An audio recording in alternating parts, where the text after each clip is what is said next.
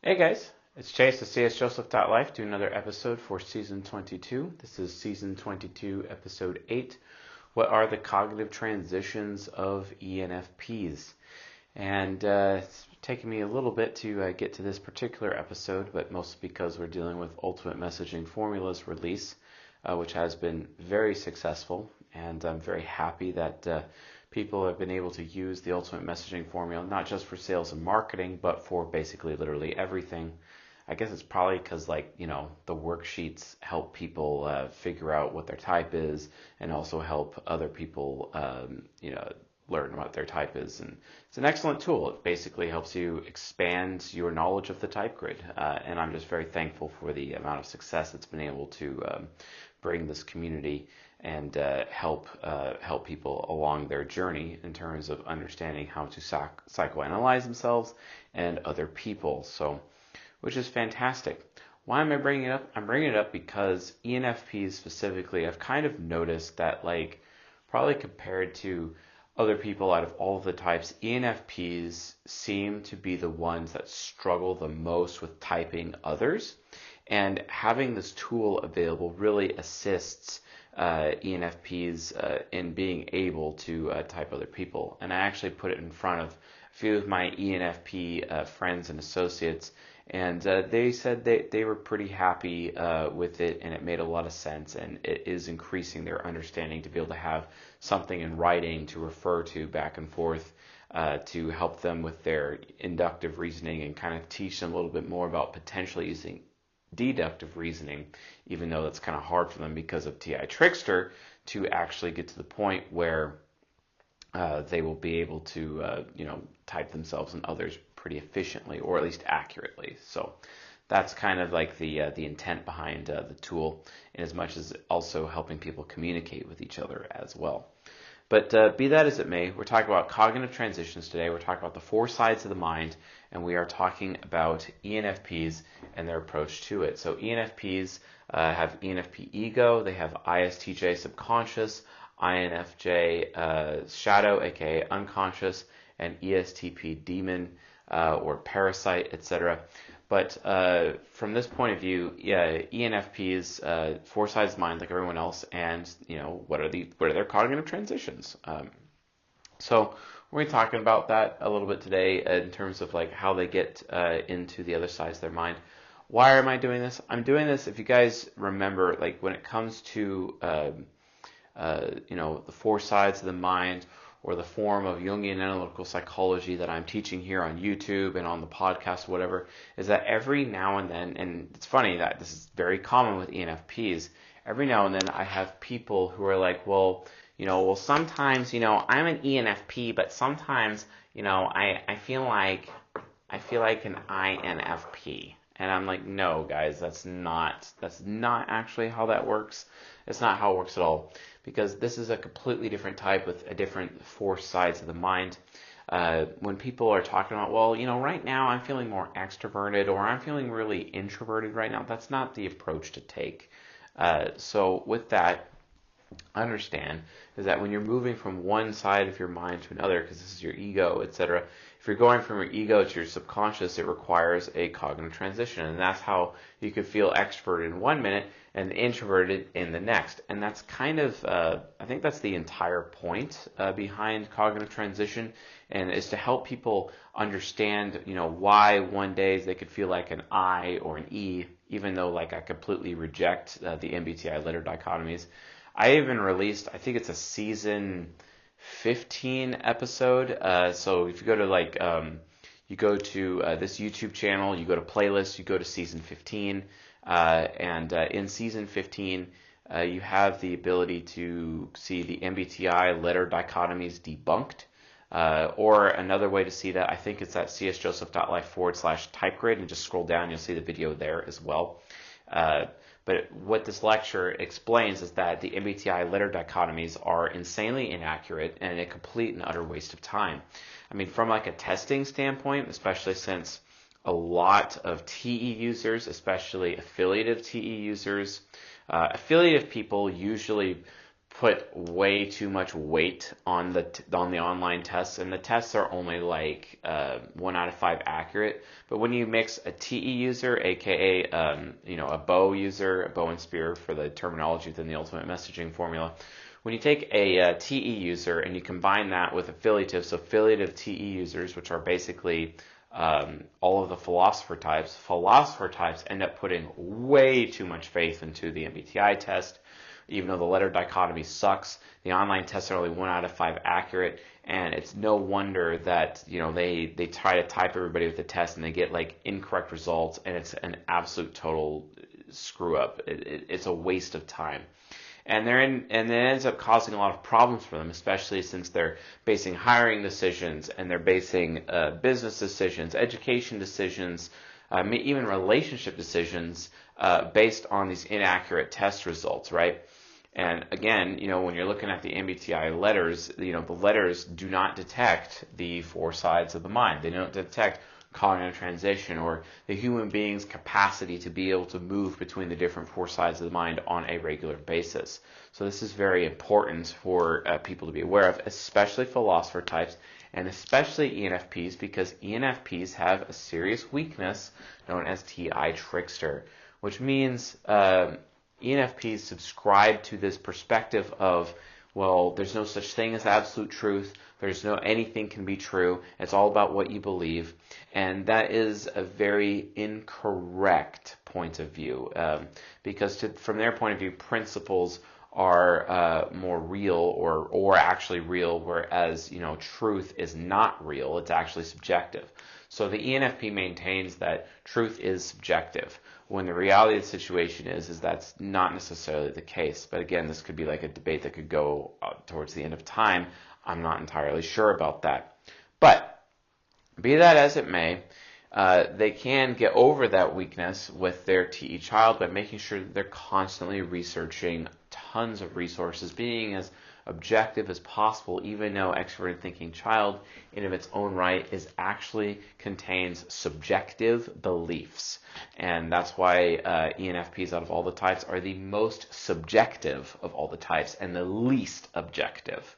A lot of people have a hard time with me when I say that they're the least objective, but it's a fact. But that's okay. We need them to be super subjective, because with how theoretical they are, they actually can cause people to think differently. And then as a result, they actually have the ability to arrive to a conclusion of absolute truth as a result of their lifelong journey and as a result of getting through all of their cognitive transitions to that end, right? So a lot of people don't realize this. A lot of people, why would they? It's really complicated, let's be honest.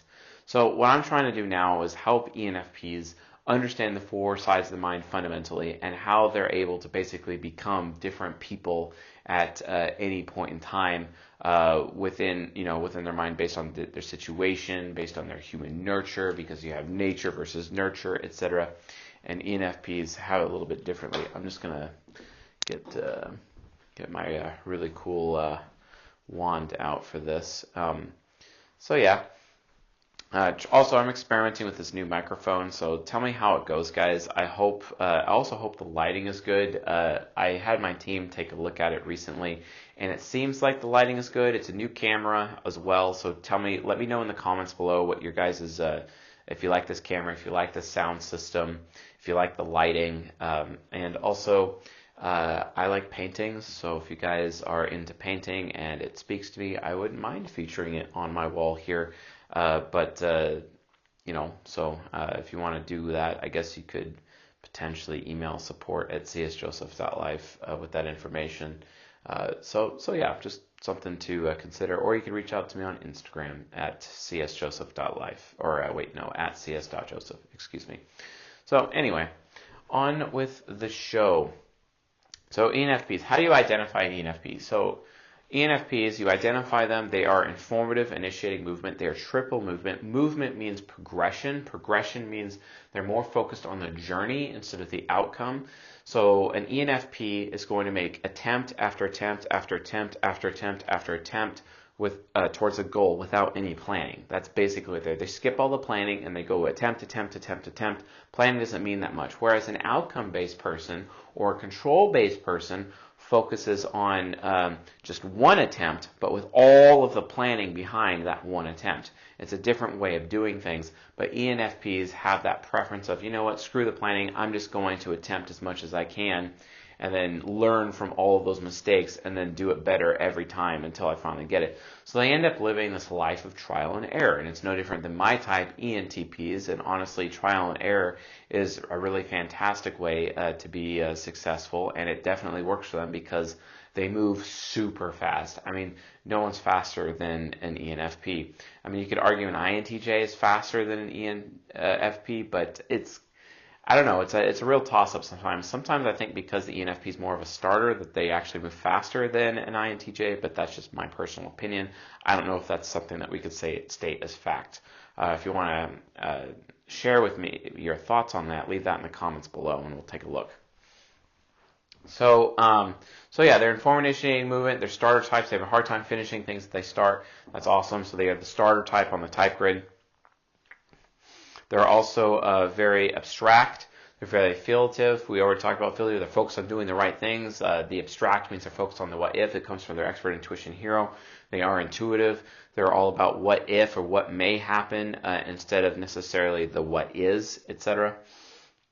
They're also insanely adaptable. You can look at extrovert intuition as something that's all about, it's all about adaptation, whereas introverted sensing is more about self-discipline. It's about endurance or to endure. Extroverted sensing is all about reacting, etc.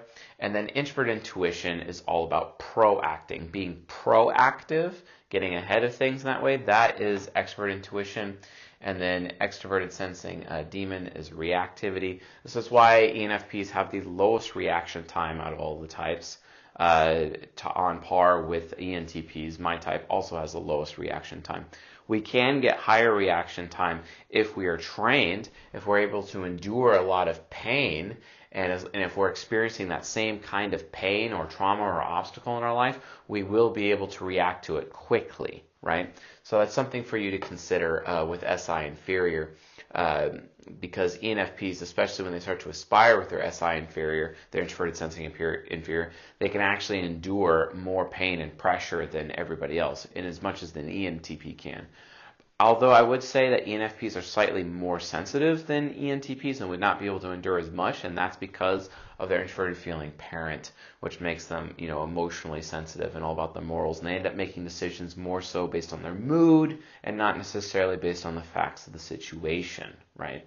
Which, that can be advantageous because then they're able to actually know the value of things. They're able to qualify things, understanding qualifications. They end up valuing qualifications as a result, or at least other people's qualifications, because their extroverted thinking child is all about seeing what other qualifications people have, and they use introverted feeling to qualify themselves or what they believe is their own qualification.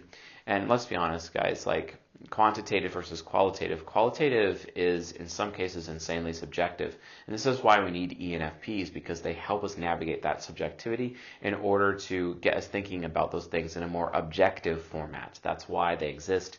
It's very nice to have ENFPs around to be able to do that and to put that forward. So yeah. So they're the idealist disposition or temperament. The idealists are, again, they're abstract, they're affiliative. They're also very interest-based. So an interest-based ENFP, which is all of them, they're all about trying to get the win-win. And this is where, there's a lot of conflict, amongst people with ENFPs, because ENFPs sometimes can become so selfish and depraved with their introverted sensing inferior and their FI parent combining together that they are okay to have win-lose situations where they're the winner and the other person, they don't necessarily know they're in a lose. I mean, a great example of that recently is there was an ENFP who bought all of the hand sanitizer from the local store. And it's because we had a coronavirus death, in this locale, in this area in Northern California.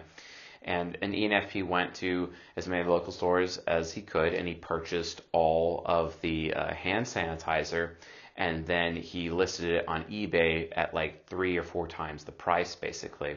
Because for him, it's like, yes, I'm getting myself a win here. I'm going to make a lot of money off of this, which is funny because most hand sanitizer doesn't even actually benefit people, doesn't actually remove viruses. It's more of an antibacterial agent, not exactly an antiviral. I guess it depends the kind of sanitizer you get. But people don't know that. So they have this thing of perceived value. And that's why from an ENFP point of view, they, they say lines like an old friend of mine who was an ENFP named Jay Maricati, he actually said, good old Jay, he'd tell me, in the absence of communication or in the absence of explanation, perceptions become reality, and people perceive that hand sanitizer has value. So, this guy, he knew that. He bought all the hand sanitizer and he listed online for sale at eBay, for example, for 3 or 4 times the price. Interestingly enough, a little bit afterwards, eBay banned the sale of hand sanitizer, and then all of a sudden I get to hear my wife Railgun say, "Oh, look at eBay cracking down on those NFPs," and I'm like, whoa, yeah. So that's just an example, and it's because ENFPs are aware of what is possible, and they are aware of what people are getting out of things, what they are getting out of things, and because they are aware of what people know and what they don't know with their TE child and what people might want, they're able to create a situation of perceived value where they can end up selling somebody something that they don't want. You ever hear about snake oil and snake oil salesmen, etc.? Hey, buy this thing, it'll give you these benefits, when they don't do that. That's kind of more of an ENFP thing, and a lot of people end up being manipulated by ENFPs because ENFPs can become so depraved, and they have that whole used car salesman stereotype, and they themselves are not even aware that they come off that way to other people.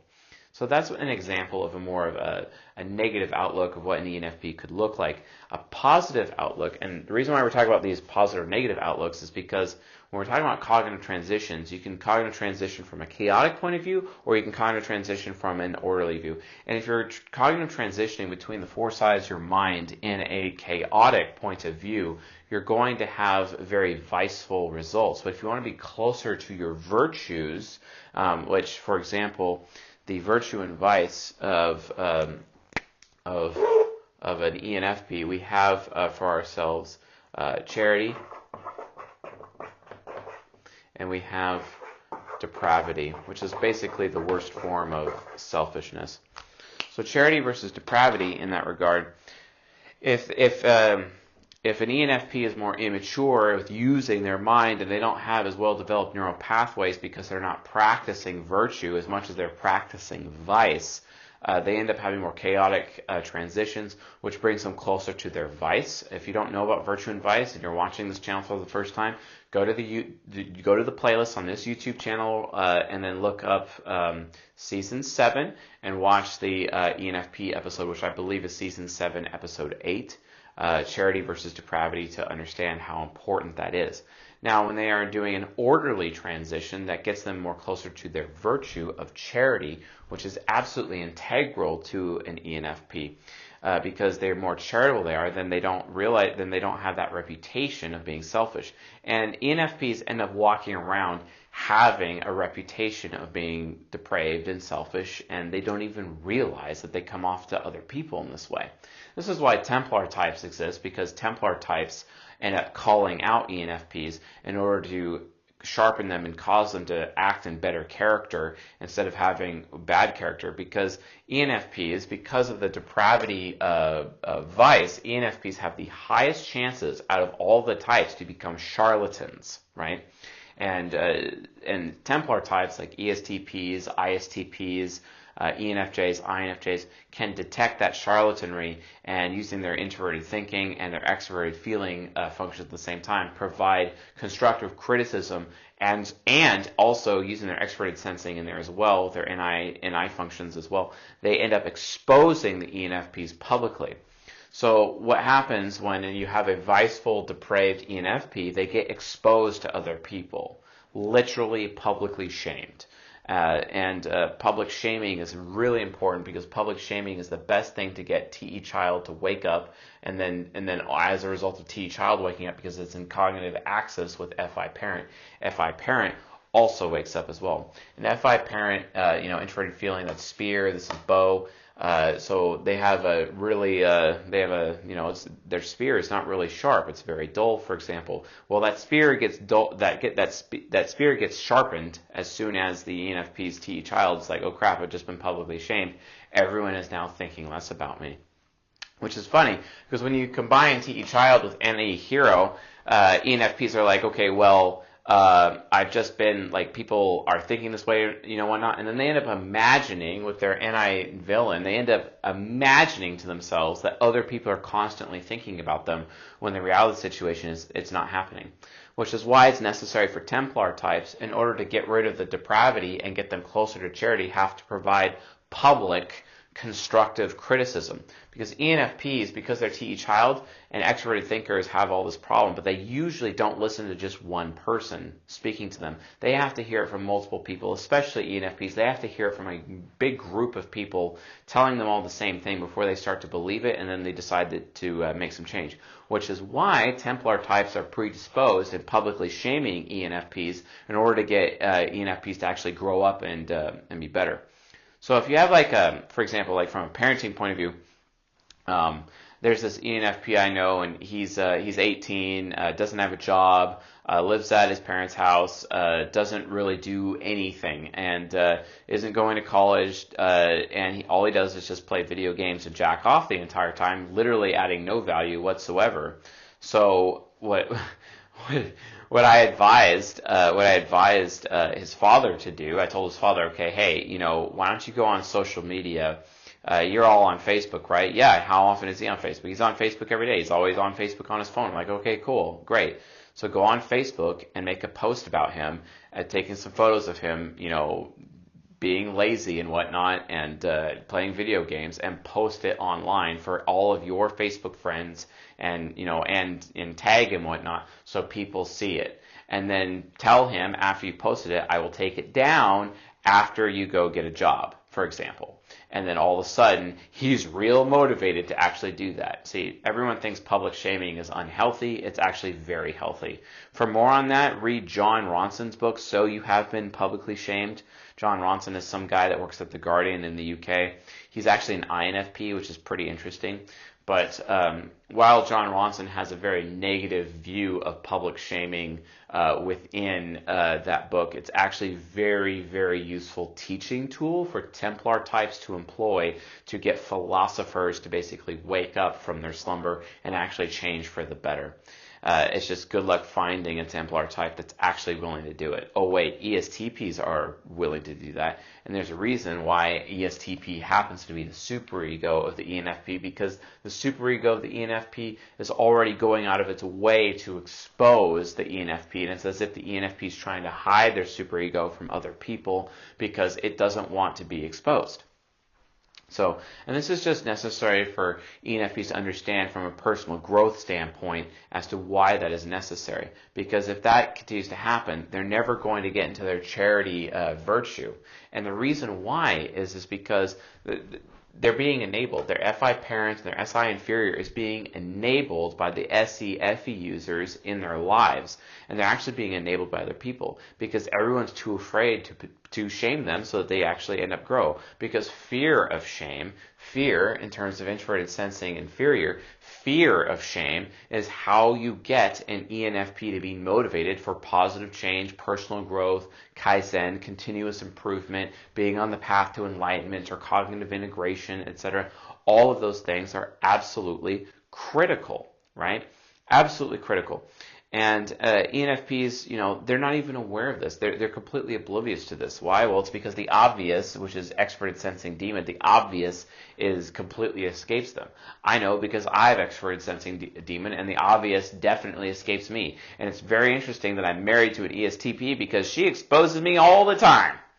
Railgun exposes me all the time. And you know what? She's not even intentionally trying to expose me, but she does. All the time. In fact, we were in REI earlier today, and she exposed me in front of in front of the worker who was helping us get fit for backpacks and whatnot, and she didn't even realize she did it. She didn't even realize that she exposed me, but that's what she does. She just naturally exposes all the things, even though she just doesn't, she's not aware that she does it. It's just so natural to her, right? Well, it's natural for ENFPs to go either charity or depravity mode, and then that could be a problem. And that's why they, when they're interest-based, they like, an interest-based person who's very charitable, when they're having a win-win for somebody, it's all about, they're trying to seek a win-win. Okay, we're in this situation, you're going to win, I'm going to win, it's going to be even, it's going to be fair, good to go, right? But depraved ENFPs, it's like, oh, we're going to have a situation, I don't care if you win or lose, I always win. That's why it's always going to be in the fine print, right? Or that's why you don't actually know that I'm heavily benefiting. As long as you don't know that I'm benefiting way more than you. I mean, you're ignorant, you don't know any better, so you're not going to get hurt by that. So it's okay, right? You're not going to get hurt by that, right? So because you're not going to get hurt by it because, their FE critic is like, well, they ain't going to get hurt by it. And they don't know they're going to get hurt by it. They have no clue. So, and what they don't know can't hurt them, right? How many times have you ever heard of that? What they don't know can't hurt them. Oh yeah, that's right. It was coined by ENFPs. You see what I'm saying? So ENFPs end up getting this reputation over time. I don't care if they're the best ENFP. I don't care if they're well respected. I don't care if they're highly regarded or very reputable. They still, at some point in their life, will have a reputation for being a sleazebag. I'm sorry.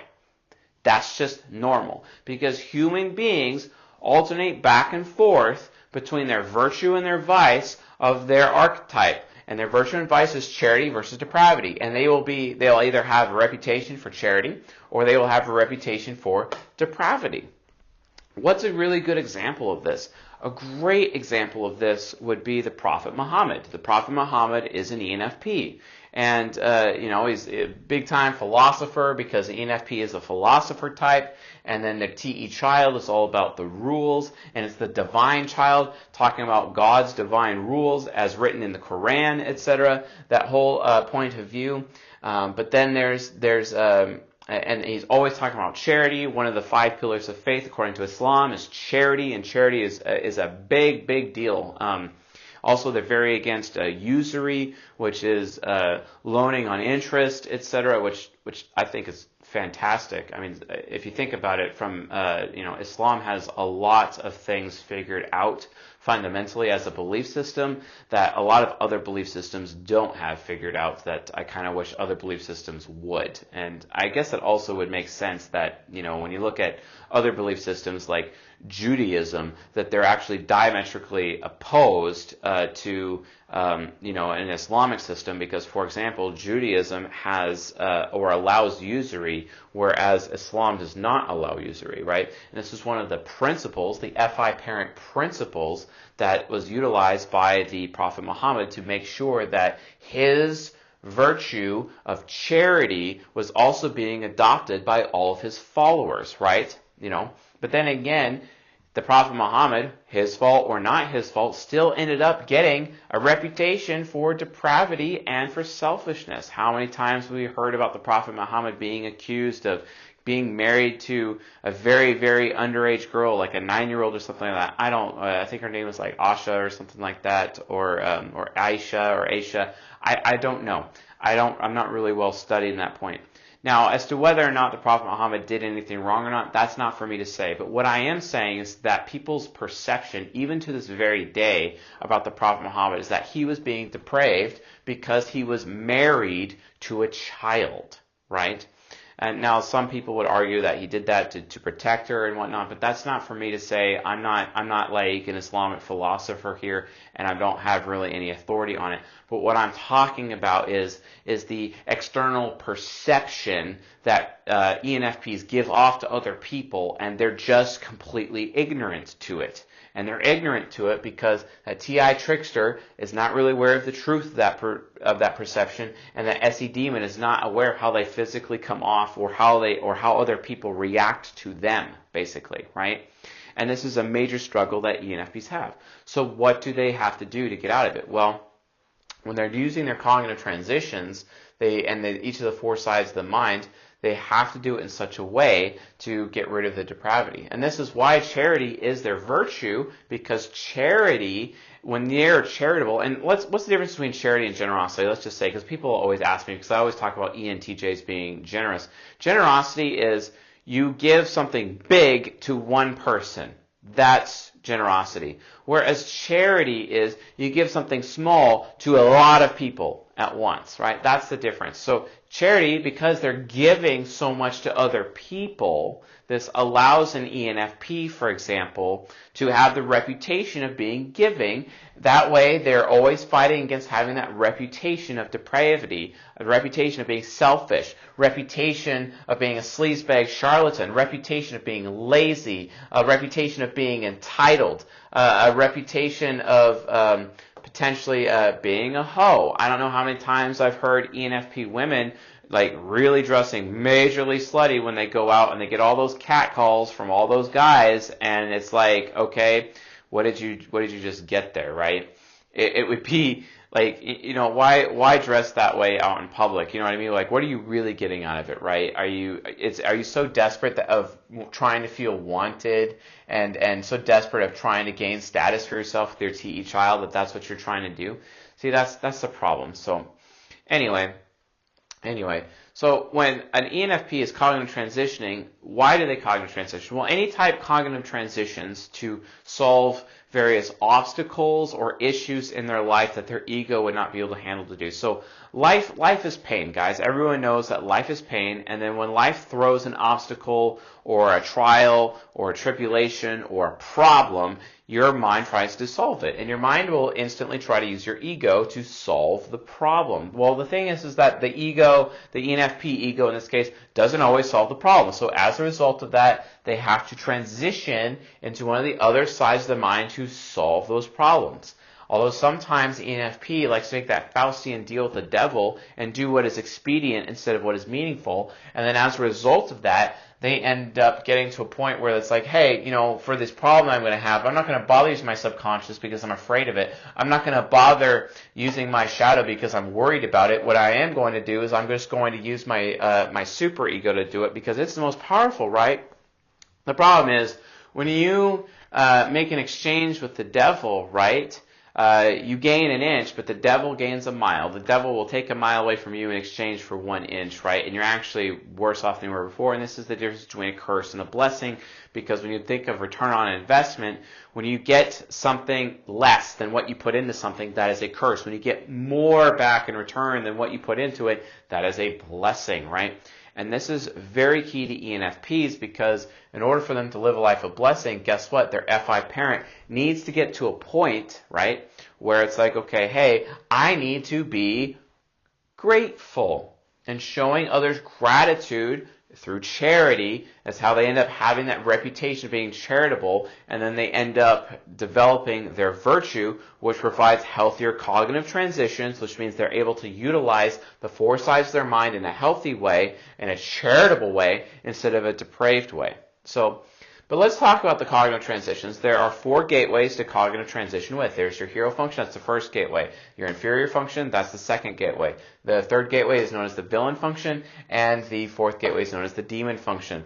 Each of these gateways are here. This is what the hero function is, where a person's irresponsibility versus responsibility exists. The inferior function is where a person's fear versus faith exists.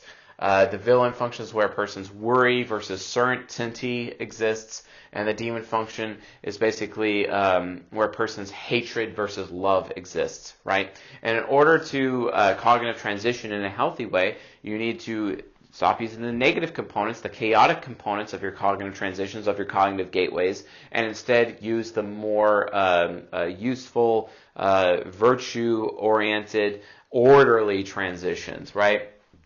So when an ENFP is being irresponsible with their first gateway, they end up becoming insanely selfish and depraved, willing to sacrifice their fellow human beings in exchange for their I win button. That's where it's like, hey, you know, they don't know what the value of the situation is. They don't know what they don't know can't hurt them, right? So I'm justified in taking from them, and they don't even realize, you know.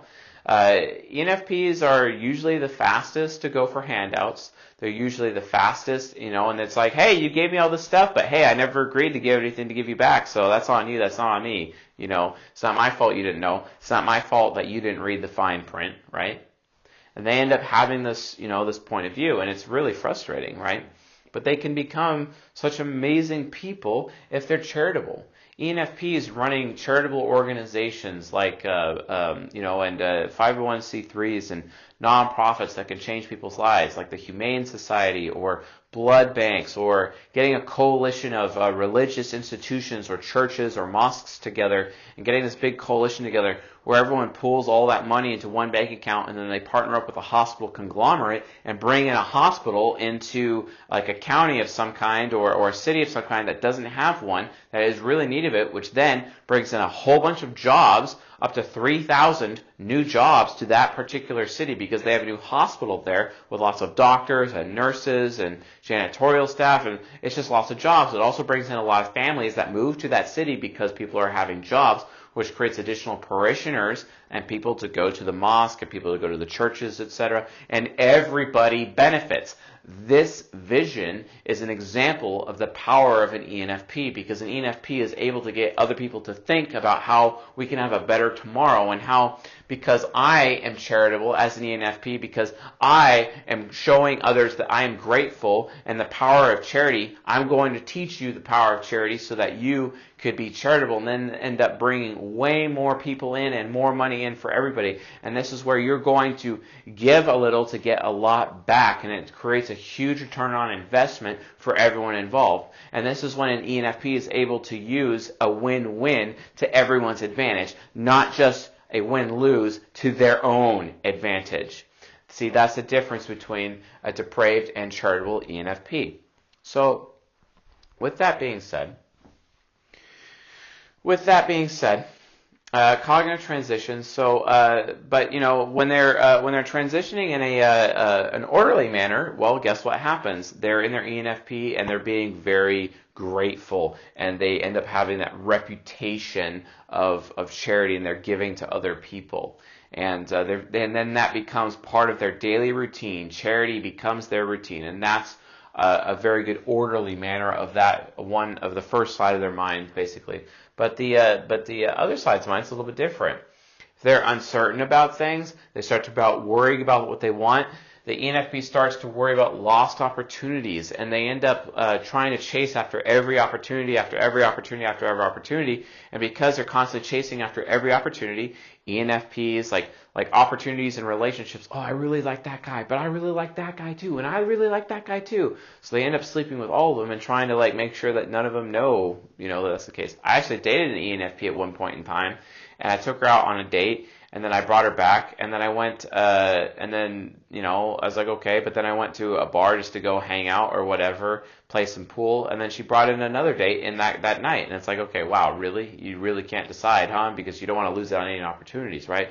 Well, I've also, my ENFP mentor, he did the same thing. Good guy, fantastic fellow. My ENFP mentor, well, he had this thing where he'd always be chasing business opportunities, and he could never actually finish any of the opportunities that would get done. And that's because he's constantly worrying about his own future, because he doesn't know which opportunity is going to bring him the most return on investment or the most blessing, basically, to his life. That's a really big deal.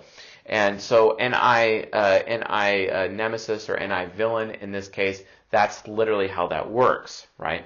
A big problem, right? So how do you get around that?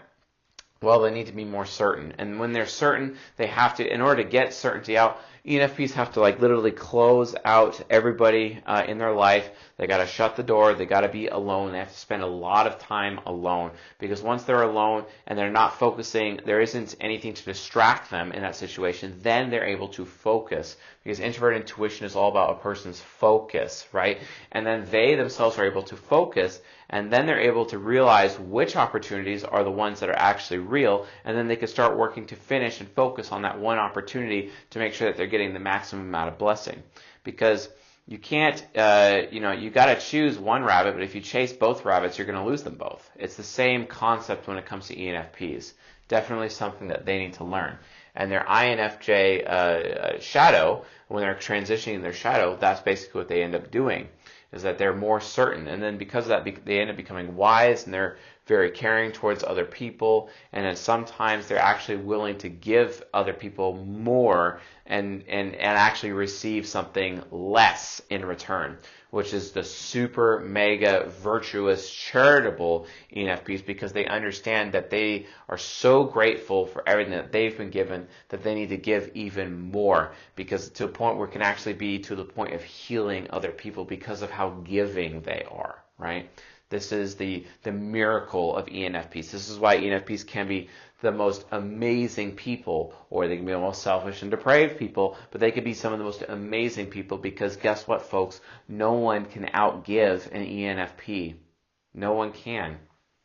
Because then you have that virtuous ENFP that's giving out name brand stuff, or always making sure that they have the highest quality Christmas gifts for their family, right? Such that what they are giving to their family is way better than anything their family is giving to them, because they are expressing gratitude to their family, guys. And this is how the INFJ cognitive transition works for ENFPs when it's being in a very orderly manner, which is absolutely fantastic, right? And they're not so worried about having less later. Because when a ENFP is certain, when they are certain that they're going to have more later, they end up giving more. You see the saying? But the more they're worried about, then they're not going to give as much, because they try to hold back, right? Read the parable of the talents. The ENFP is the guy that put the talents, the money, into the ground and didn't take it to the bank on interest, and then was severely punished by the master, right? Very money-centric personality type, let's be honest. Extremely money-centric. I know this. I'm raising an ENFP. My daughter is an ENFP, and let me tell you, folks, she's very money-centric. That's super fast way to motivate my little girl. But that's great, because I'm going to teach her entrepreneurship, managing money. Like, for example, with my daughter, like, I have a plan. It's like, okay, you want to make some money? Yeah, Daddy, we're going to go make some money. I'm like, okay. And then she'll be old enough to, like, mow a lawn or something. I'm like, okay, well, you're going to have to take out a loan then. Like, oh, okay, take out a loan. So loan from Daddy, right? You got your lawnmower. Okay, now you have customers. You're charging an hourly rate. You're mowing the lawn.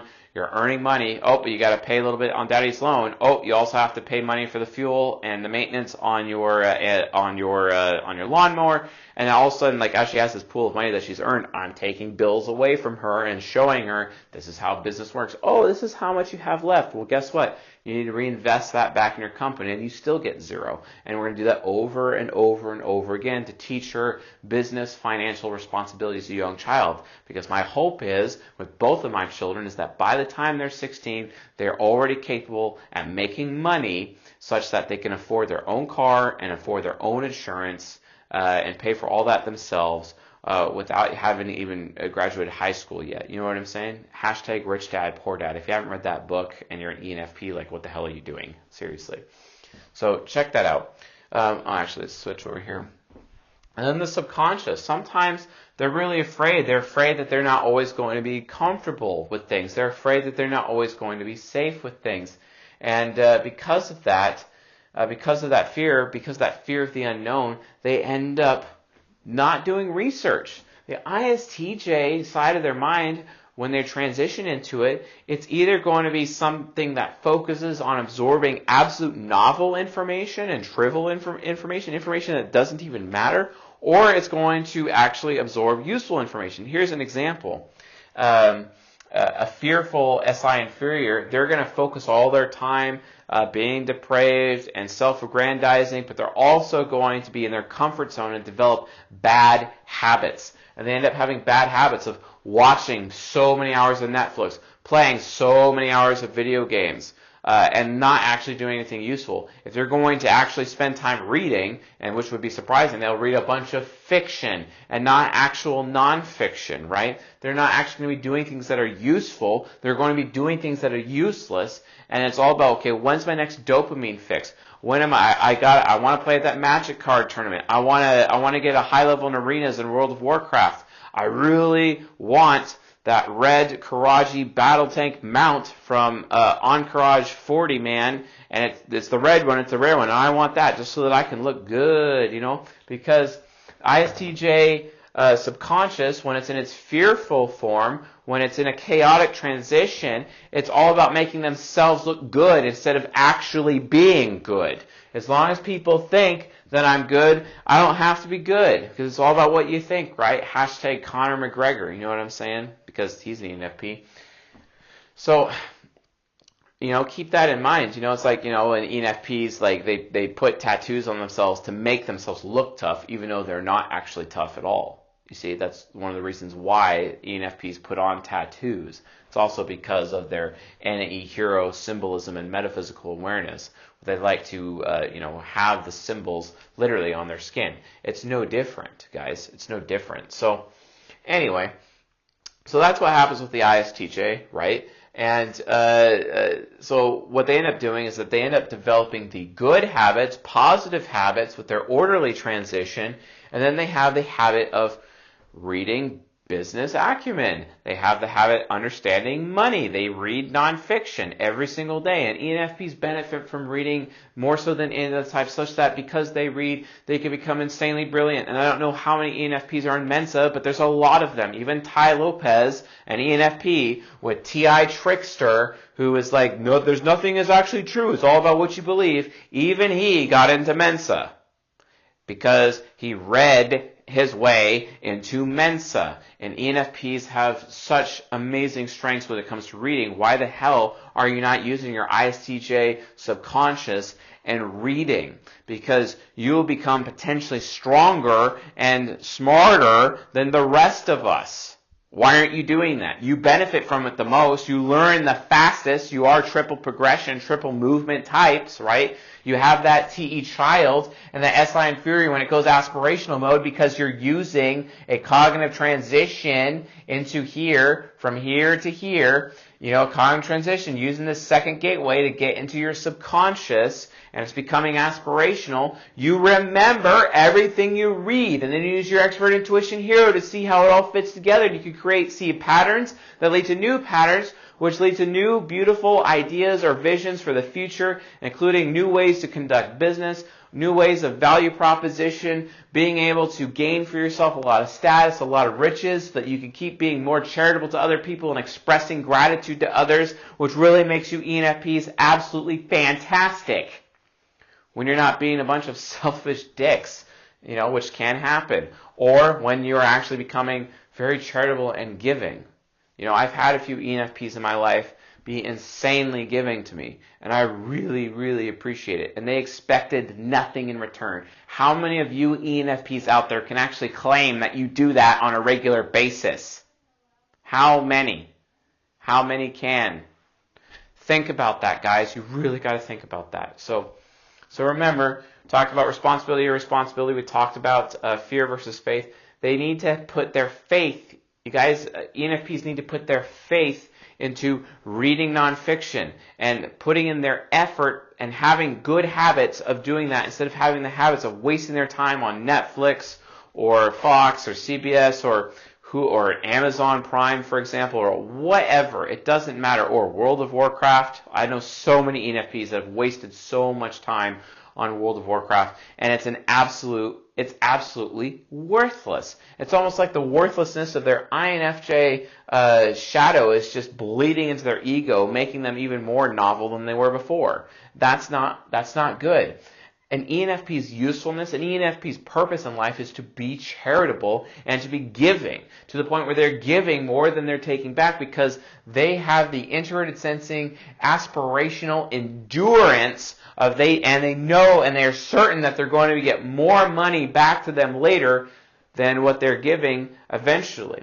When you ever hear the law of the harvest, well, that law of the harvest and the law of attraction, that applies to ENFPs more than anybody else. You do realize Tony Robbins is an ENFP, right? Think about that. And then we already talked about worry versus certainty. And down here we have love versus hatred. And ENFPs have this thing where they can be very hateful people, just like everybody else. Everyone can be hateful, and it's all because of the demon function. And they're very hateful of reality. So am I, because to an ENFP, reality just sucks. Wow, this sucks. I am so uncomfortable. all the time. And then like I put my loyalty into something, and it's like usually it's a get-rich-quick scheme or a multi-level marketing thing or who knows what it is. And then all of a sudden, or hey, this is my I win button, this is the snake oil. If you guys kind of understand something, like the biggest consumers of snake oil related things are ENFPs, and as much as the biggest sellers of or pushers of snake oils are ENFPs. Think about that for a second. It's an interesting phenomenon. It's because they're looking for those get rich quick, those I win buttons of life. They're looking for it such that they end up sacrificing their fellow human beings, for the sake of their I win button, kind of like a multi-level marketing situation which is dominated by ENFPs more than any other type, and they're all teaching everyone, including themselves, to go see talk to their friends and family in their sales situation, etc. Yeah, that's really effective. No, actually, it's not effective at all. Because friends and family already know that they have the reputation of being depraved, and all those friends and family just put up with it because for some reason those friends and family are pre-programmed via that FE critic to be enabling to the FI parent and the SI inferior of the ENFP to begin with. And all those people are too afraid to publicly shame that ENFP for their own good. And the faster an ENFP gets to the point where they realize that they need to engage in self-sacrifice to their SI inferior, where it becomes aspirational to develop good habits and force themselves to do things that they don't want to do, force themselves to do things that are unknown to them, force themselves to do things that are responsible instead of irresponsible, and have habits built around that, they will not be successful in life until they do. And because of that, it will also create a bunch of hate down here, and hate of reality. This is why ENFPs often complain about their circumstances, even though they're not doing anything about it. Or when they are doing anything about it, they're focusing all their energy on the get-rich-quick schemes instead of actually putting in the hard work. When it's ENFPs that benefit the most from putting in hard work. ENFPs, let me tell you something. You people are talentless. You have no talent. But out of everybody out there, you benefit the most from hard work. So stop trying to be talent. Stop trying to look like you have talent. Who cares? Recognize the truth. You are talentless. Good. Because you are the best hard workers. No one can outwork you. Because you have the endurance. You have aspirational, introverted sensing endurance. No one can outwork you. So think about it. Tortoise and the hare, right? The hare has all the talent. The tortoise is the hard worker. Which one wins the race? Oh wait, that's the tortoise, not the hare. It's what you're best at is hard work, trialing and erroring everything out. And as long as you're focused on not novel things, but things that actually matter, meaningful things, your ISTJ subconscious, when you're cognitive transition your subconscious, you won't be hating reality that much. And then you'll actually start to love reality because you are successful, because you have proper healthy habits, because you're using your four sides of the mind properly when you're cognitive transitioning and solving those obstacles and challenges in your life, right? And then you won't have the reputation for being selfish. You'll have the reputation for being charitable and grateful. And everybody will want you, and they will make you comfortable, and they will want to hear your input, and you'll have such a valuable opinion and voice that everybody will want to use it and be near you or a part of your network, right? It's almost like you're just laying there being fed grapes with someone fanning you. You know what I'm saying? That's what ends up happening. But you have to have the charity to back it up. But you can't do that without the proper habits. You know what I'm saying? You need to stop being hateful and stop hating reality because it's your fault for not putting in the work to make your reality better. Ty Lopez, he's an ENFP. He'd be the first one to tell you. Owen Cook, a.k.a. RST Tyler, he's an ENFP. He'd be the first one to tell you. Corey Wayne, he's the author of How to Be a 3% Man. Read that book. He's an ENFP. They'd all be the first one to tell you that hard work means everything. Talent is nothing. Hard work is everything. So focus on hard work. you'll start to hate, you won't hate reality anymore. You'll actually start to love it. And based on that, because of that, you will be able to start strengthening other people, and you will be able to test the integrity of the society you're in or the community you're in. And like I said, that vision of like that huge church conglomerate, that mosque conglomerate, bringing in money to help bring in a hospital to the community, these areas of massive change for the community as a result of your vision would actually come to pass and be possible, where nothing you set out to do will be impossible for you. But if you're so focused on just getting yours, well, that'll never happen, because what little somebody has, even that will be taken away from him, or he who has more will be given to him. That's what it means, ENFPs, and that is how your cognitive transitions work, guys. So recognize these things, become a better person. I also go in way deeper on season 19. Go to csjoseph.life/Patreon. Become a gold tier member, and then watch the season 19 episode for ENFPs. I believe it is episode 9. And on episode 9, you watch how to become the best ENFP and really take all these things that we've learned here in this particular lecture within season 22 to get to a higher level for yourself, right? To be on the path of continuous improvement and developing positive, good, healthy habits, so that those habits will take you to the next level. So you stop hating reality and start loving reality, and then you start giving to everyone, because through your own philosopher's stone of hard work and self-sacrifice in your life, you will never be penniless again. You will always have. I promise you. So, anyway, if you found this lecture useful, helpful, educational, enlightening, please subscribe to the channel here on YouTube and leave a like. Also, you could follow us on the podcast. That'd be nice. csjoseph.life/podcast for that. If you guys haven't gotten the Ultimate Messaging Formula, I highly recommend you do, to help learn how to type yourself and others through the Type Grid 3.0 and its companion materials, as well as learn how to talk to other people in a sales and marketing situation, which heavily benefits ENFPs, let's be honest. You can find that at ultimatemessagingformula.com as well. Also, the masterclass, we did it. It was absolutely fantastic. But anyway, with that being said, folks, it's been fantastic, and I'll see you guys next time. Have a good night.